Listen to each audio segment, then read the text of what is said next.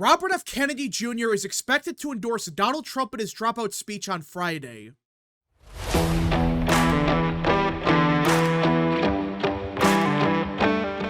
What is up, people of the internet? It is me, Real American, back again with a new video, and today we have to talk about the 2024 presidential election because it appears that Robert F. Kennedy Jr. will drop out this Friday. Yeah, that's right. After weeks of speculation about will Kennedy drop out, will he stay in the race, what is he gonna do?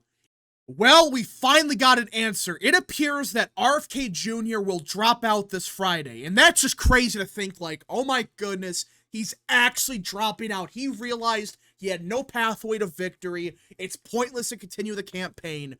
But not only that, like, that's big enough news. I mean, you're talking with someone that was going to get like 3 to 4, maybe 5% of the vote. That's a big deal for a close presidential election.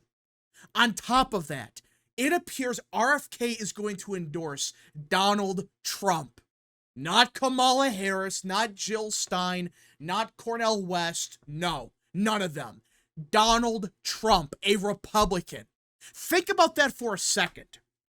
The son of Bobby, right? Someone a part of the Kennedy family publicly is going to endorse a Republican for president. And not a Mitt Romney type, not a Charlie Baker type. We are talking about Donald Trump. If you would have told me this just a week ago, that RFK was going to drop out and publicly support Trump, I would have said, you're crazy. Because he's a Kennedy, and I know he's an independent, I get that, but Kennedys do not support Republicans. They don't. They're all Democrats. Well, RFK proved me wrong. I really thought that if he was going to drop out, he would have just said, vote your conscience, whatever. Now, there's a chance he could still say that, but it sounds like he's going to publicly support Trump come Friday. Now, like usual, there's a possibility this doesn't happen, but this is coming from ABC News. This is not from some random source no one ever heard about. This is ABC News. They're publicly talking about it. It's going to happen. Plus, you had Nicole Shanahan admit yesterday, yeah, we're probably going to drop out and support Trump. So I think it's going to happen. I think it's going to happen on Friday where he drops out, endorses Trump, which I think might be the biggest development in the race since Biden dropped out. And that's because we're not talking about some independent that was going to get like 1% of the vote, 0.5%. No, Kennedy was polling at like 4 to 5%. In most polls, on average, he was at 4 to 5%. Some polls had him at 2, which I think was very low. But the average right now is between 4 to 5%. In a presidential election in America, that's a big deal. You're talking about the difference between Trump winning or Harris winning. That's why him dropping out and endorsing Trump is a big deal. And some people are just not talking about it. They're making it sound like it's not a big deal, like, oh, whoop-de-doo. You know, Trump's not going to benefit that much from Kennedy's endorsement. That's horse crap. These same people, not even a week ago, were saying RFK being on the ballot is going to cost Trump the presidency, or he's going to take away a bunch of Trump voters. Now that Kennedy is dropping out and going to publicly support Trump, suddenly it doesn't matter. Oh, his voters are not going to vote for Trump now. What? So a week ago, it was Trump was going to lose. But now it's, no, it doesn't matter. You know, Kennedy can be off the ballot. He can endorse Trump. Those voters are not going to vote. They're going to vote for Harris or some crap like that. Really? You could do 2 minutes of research and a little bit of math, and you realize quickly that, yeah, RFK dropping out and backing Trump is a big freaking deal. Just look at the polling, all right? Harris with West, Kennedy, and Stein on the ballot, she's at 46.5%, okay? Without them on the ballot, she's at 48%. So you may argue, well, okay, with everyone else included, that must mean RFK's taking votes away from Harris. I'm not denying that. There's probably, you know, a couple thousand voters here and there from a couple states where they're going to vote for Harris now that Kennedy dropped out. I'm not denying that. But people are just oddly forgetting that Jill Stein and Cornel West are combining for around 1.5% of the vote, okay? 1.5%. if you gave Harris every single Stein and West voter, it would be nearly identical to what she's getting in the head-to-head matchup.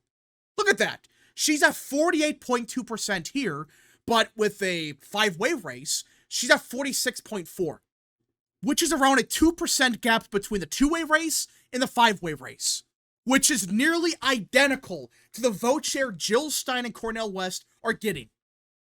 Now, again, not all of it comes from those two. I get it. Some Democrats are probably voting for Kennedy.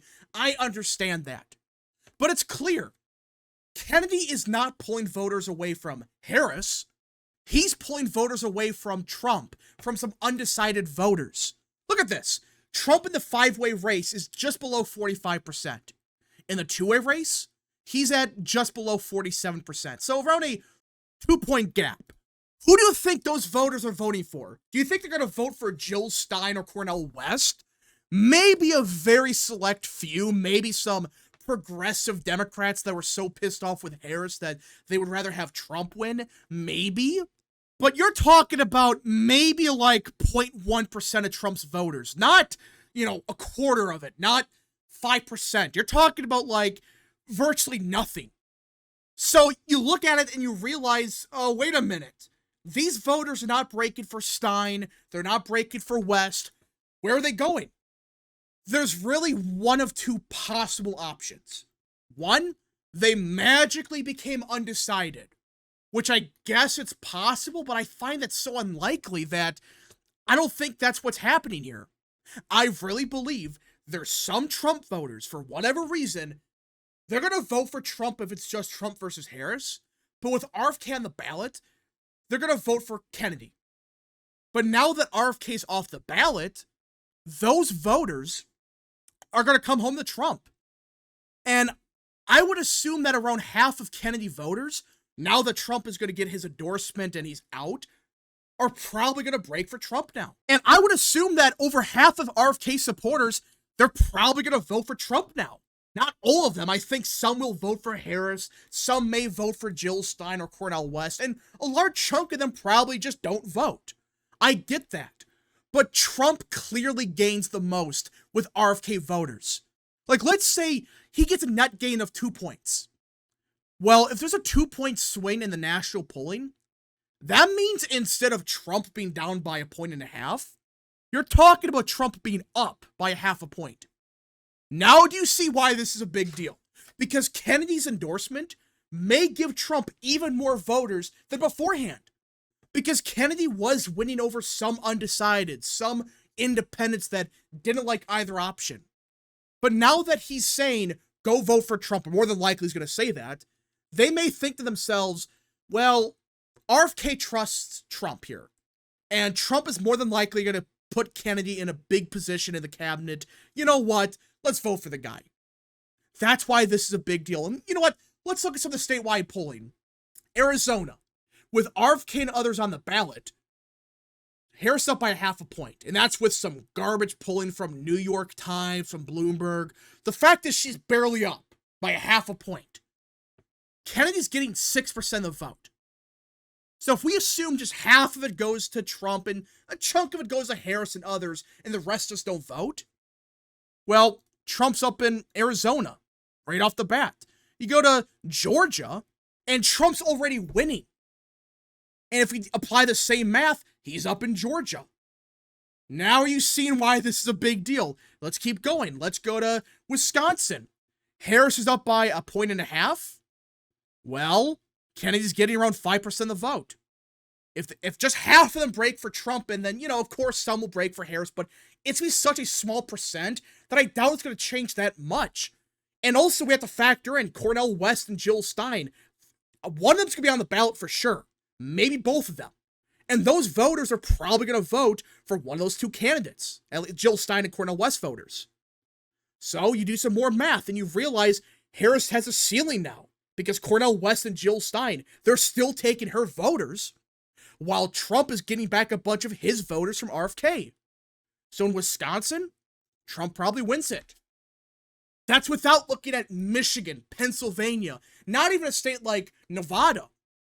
Just 3 states, you could argue right off the bat, could deliver Trump the presidency. because Kennedy voters are going to break for Trump now.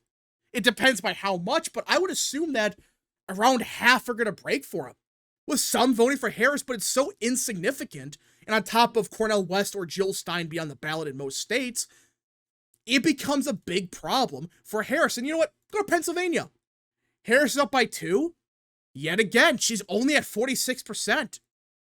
If half of Kennedy voters break for Trump, it's very close, but Trump wins it by a slim margin, but he still wins it. Michigan, yet again, very close margin. I mean, Kennedy gets 6% of the vote and Harris up by only 2.5%.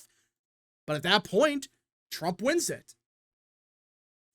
This endorsement could change everything because now Harris really needs to get Stein and West off the ballot. If she doesn't, her pathway to winning is all but gone.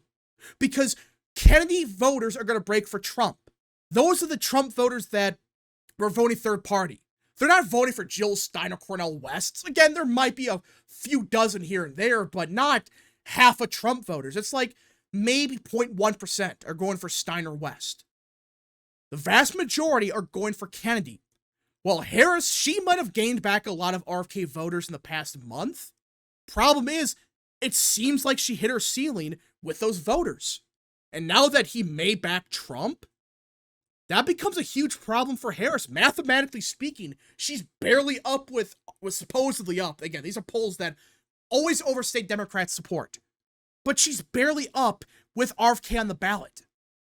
If he's off the ballot and backs Trump, Trump's probably going to win. I'm not saying this is a guarantee. It's just basic math. Just the more you look at it, the more you realize, holy crap, RFK backing Trump is a big deal. Because these RFK voters, virtually none of them are going to break for Harris, especially if he says, go vote for Trump. And Trump may gain even more support than expected. We don't know. This is not even accounting for a polling miss. We don't know if there's going to be a 3 to 4 point miss in Wisconsin, Pennsylvania. So this lead he could possibly have could be much bigger.